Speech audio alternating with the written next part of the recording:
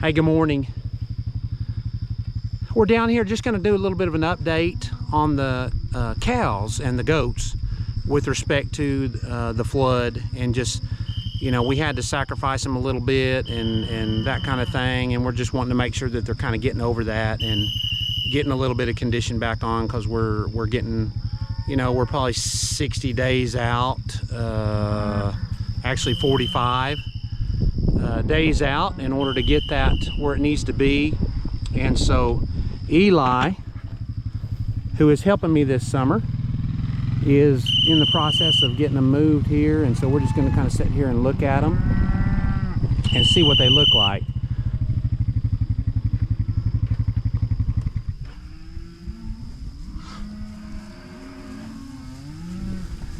The ones that were still, I think I had 3 pair on the other side, and they were still on there as of, you know, a week or so ago.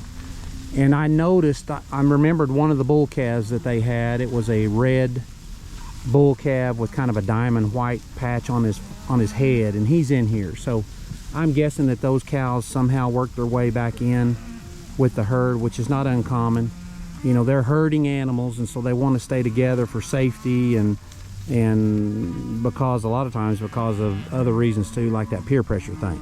They're afraid they're gonna miss out. So I can see a lot of still old Angus cows that are still retaining their hair, which is not great, but it's kind of expected.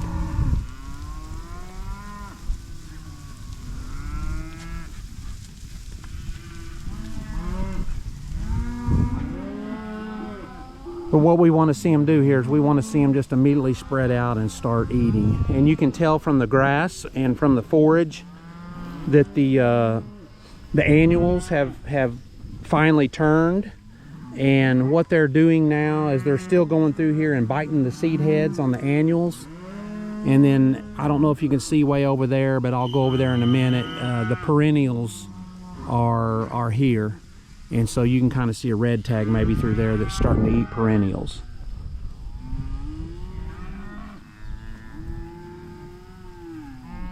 Hey ladies. Here's this year's heifer right here, this black one. The black one, does that narrow it down? I hope everybody missed the weather last night. It is Friday. And we had some weather go north of us and south of us, and I think it was mainly, they were saying, torrential rains. There was a few twisters. I think a twister got down around Temple, Texas, and things like that, so hopefully everybody's okay. But we were fortunate we didn't get any, and I hate to say this, but we didn't get any rain or tornadoes.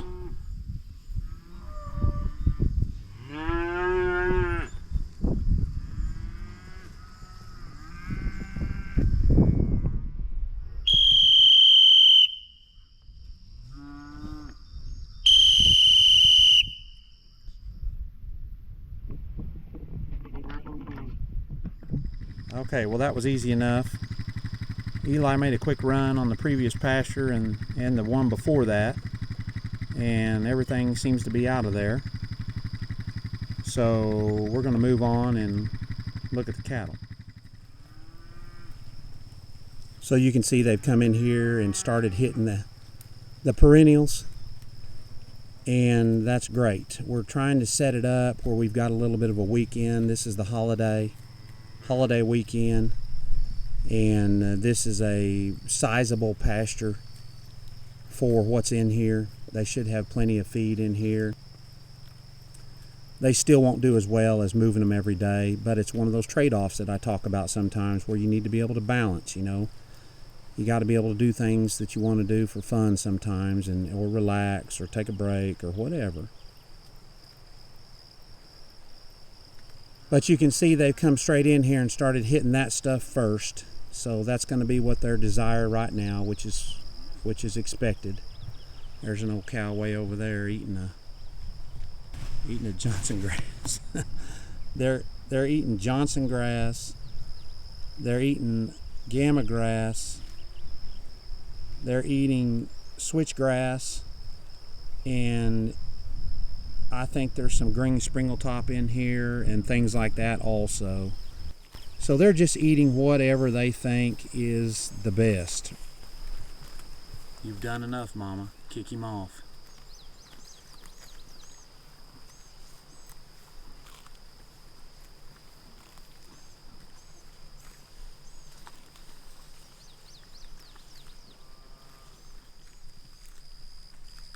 You know, times like this is a great time to just kind of ease through the cattle like I'm doing on my four-wheeler. And of course I'm observing what they're eating and how they're doing and all that stuff. And one thing to remember on condition is, you know, first thing in the morning they're never in as good a condition, at least visually, as they are in the afternoon because they're not filled up. So if you think that they're not getting enough to eat, maybe come back in the afternoon and look at them and see if any of that changes. It is interesting how they look like different animals.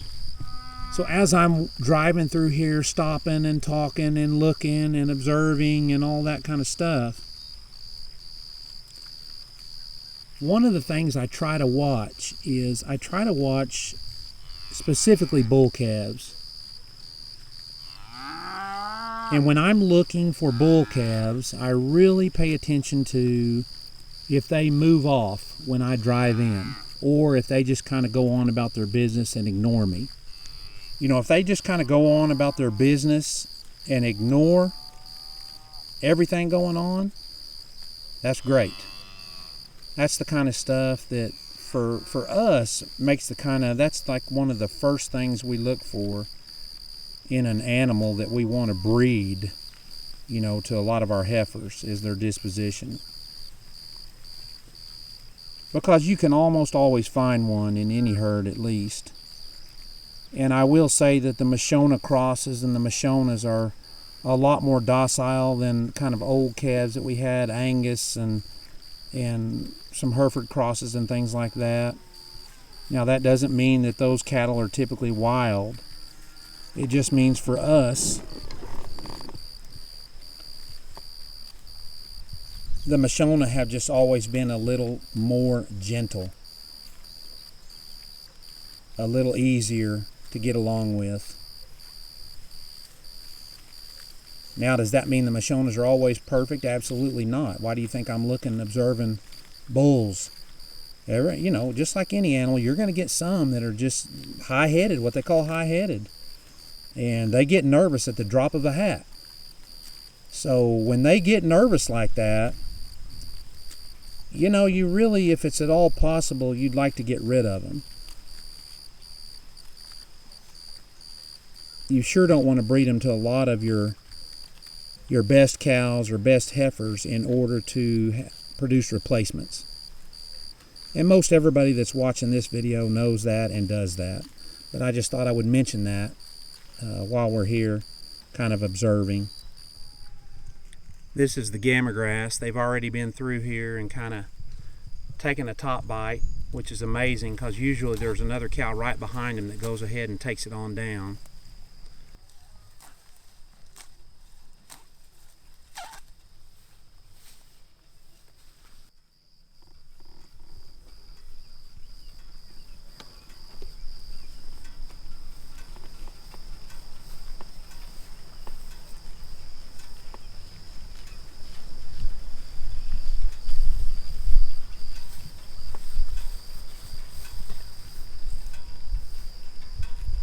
This is how the Mashona influence is. They just come right up to you. I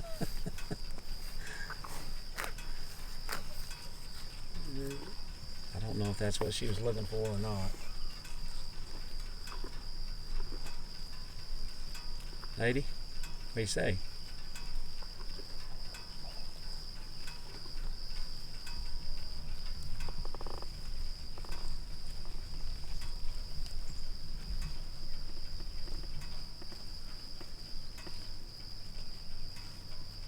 You hear them eating? When they hit that real fat, big bladed stuff, they'll squeak. When they're pulling those leaves off, it'll squeak. Okay. It's funny to listen to it. She says, I know this guy right here, but I don't know that other guy. You better go check him out, girl.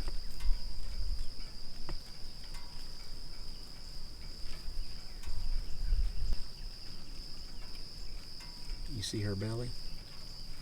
She's bred. She's gonna have a baby in, probably 2-3 months.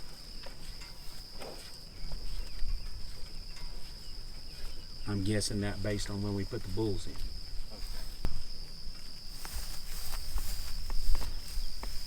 Come on.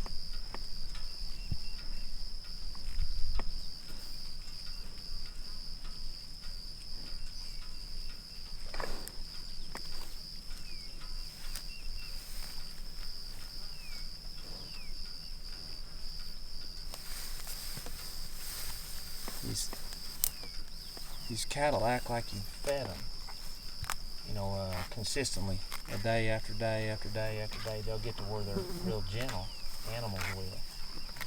We've never fed these cattle. That's just their disposition. Did you hear that squeak? You missed it. Hey, don't bite that. That's for the goats. There. Get away from that. That's goat feed. She says, yeah, I don't like it as much as I do the other stuff, but I'm willing to try it. Now, one thing I need to do is I need to go check a water tub that I had to reset, and it's one of my newer designs that I've put together where I use PEX and mount the float on the side, or the valve on the side of the tub.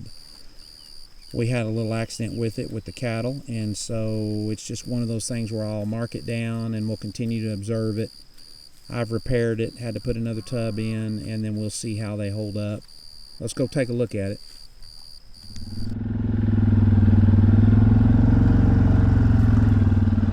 The cattle got to dinking around in this thing, and I guess they hung that and pulled that off. Well, then it started just shooting water out here, and so this thing dried up. But before that happened, they got to coming over in this side where this valve is and dinking around with that, and somehow they got that thing loose, and so it started creating issues over here. So we'll see how this works like this. I basically set it up the same way. I went ahead and covered the outlet with dirt, and then I put a couple piles on the dirt on the line. I put some net wire over on that valve, so hopefully that will help deter them from dinking around with it. We will see. Well, anyway, that's a wrap, and so hopefully you got an idea of how we're recovering from that stress, and they're still moving in the right direction, so I think we're going to be good. Very grateful for everybody's response to that and the prayers, but there's going to be other people now that are going to be having the same issues with that stuff that moved through last night, so let's remember them. But thanks again for watching, and hopefully we'll catch you next time.